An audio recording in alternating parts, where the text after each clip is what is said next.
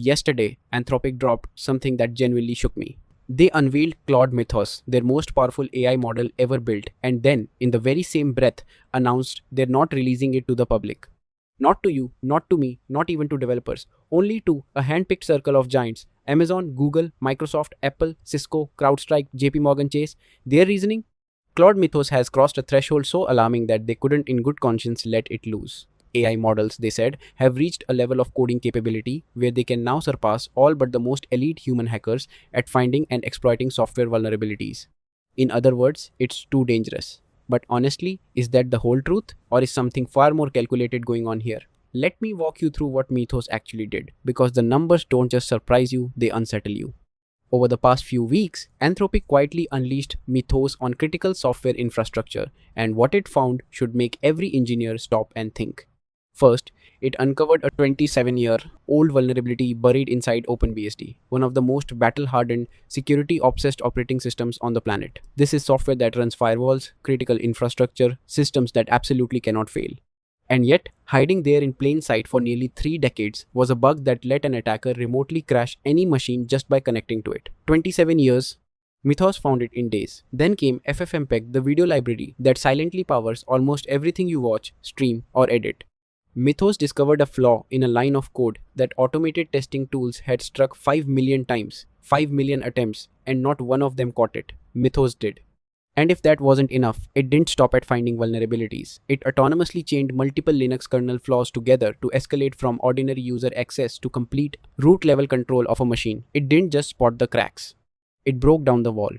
Now here's where you need some perspective. Because before Mythos, there was Claude Opus 4.6, Anthropic's previous best, the one they actually let us use. And even Opus 4.6 was extraordinary. Just last month, in partnership with Mozilla, it discovered 22 new security vulnerabilities inside Firefox. 14 of them were high severity. One critical use after free bug in Firefox's JavaScript engine was found in just 20 minutes. It scanned nearly 6,000 C++ files and submitted 112 unique vulnerability reports. Impressive, but here's the heartbreaking catch. Opus 4.6 could find the vulnerabilities. It could barely exploit them. Anthropic handed it the full list and asked it to develop working exploits.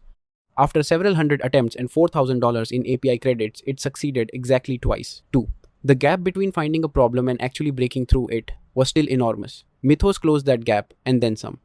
On CyberGym, a cybersecurity benchmark for vulnerability reproduction, Mythos scored 83.1% versus Opus 4.6's 66.6%. On SWE Bench Verified, a real-world software engineering test, Mythos hit 93.4% versus 80.8%. On SWE Bench Multi, it nearly doubled Opus 59% to 27.1%. On Humanity's Last Exam, even without tools, Mythos scored 56.8% versus Opus's 40%. With tools, it surged to 64.7%. This is not a gradual improvement. This is a leap that lands you in entirely different territory. So if Mythos is this extraordinary, why won't they release it? Here's where my gut starts twisting. Because I want to believe the safety narrative, I really do. But there's a story that keeps nagging at me. Gary Tan, the CEO of Y Combinator, recently bragged on X that he'd generated 37,000 lines of code using AI. 37,000 lines. Sounds incredible. Then a developer named Gregorian audited the website Gary built with that AI assistance, and the results were quietly devastating. The Hacker News homepage, Gary's own platform, makes 7 requests and transfers 12 kilobytes. Gary's AI build page made 169 requests and transferred 6.42 megabytes, 562 times heavier. Uncompressed PNGs served when the browser was explicitly asking for modern formats. A rich text editor loading on a read-only page. Page content rendered twice in the DOM. 47 images with empty alt tags on a civic engagement site. And most damning of all, a comment in the source code that read, "Load SDK from our proxy bypasses ad blockers." A non-profit actively circumventing its own readers' privacy tools. I'm not sharing this to humiliate Gary Tan. I'm sharing it because it reveals a painful contradiction at the heart of this entire moment. The same model family that could find security vulnerabilities in Firefox, that could scan thousands of files and catch what human eyes missed, couldn't build a fast, accessible, privacy-respecting website. And Anthropic themselves admitted that Opus 4.6 failed to build a compiler. Failed. That's not a rumor. That's a specific, documented limitation of their second best model. So here I am, sitting with this paradox and feeling genuinely conflicted. Mythos can unearth 27-year-old bugs.